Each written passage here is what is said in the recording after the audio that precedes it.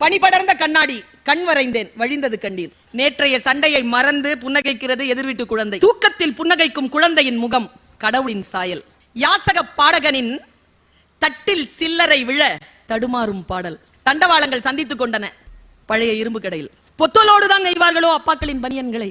மணல் திருடனுக்கும் அஸ்தி கரைக்க தேவைப்படுகிறது ஒரு நதி.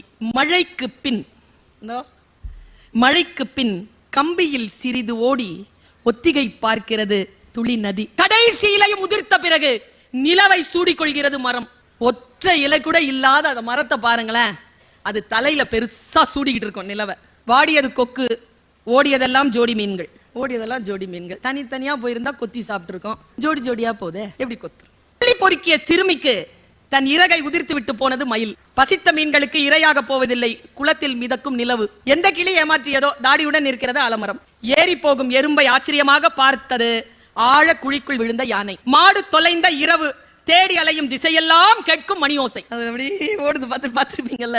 தண்ணீர் இல்லா குளத்தில் நீந்துகிறது பறவையின் நிழல். நூலருந்த பட்டம் பதற்றத்துடன் கை நீட்டுகிறது மரம். உடைந்த பானையின் சில்லுகளில் மிச்சம் இருக்கிறது கொஞ்சம் நீர். அந்த இடுகாட்டிற்கு உயிர் தந்தது ஒரு பிணம். அடுத்தது யாருக்கு பிறந்த நாள் என்று ஏக்கத்துடன் எதிர்பார்க்கும் காப்பக குழந்தைகள்.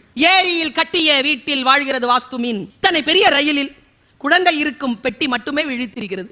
தறி நெய்யும் ஓசையில் தெரிந்து விடுகிறது அம்மாவின் மனநிலை. அறுவடை முடிந்த வயல், எதுவும் இல்லை என கைவிரித்து நிற்கும் பொம்மை. கடைசி மூச்சில் என்னையே பார்த்த ஆடு என்ன கேட்டிருக்கும்? நான் பக்ரீத்தை கொண்டாடக்கூடாதுன்னு முடிவு பண்ணிட்டேன்.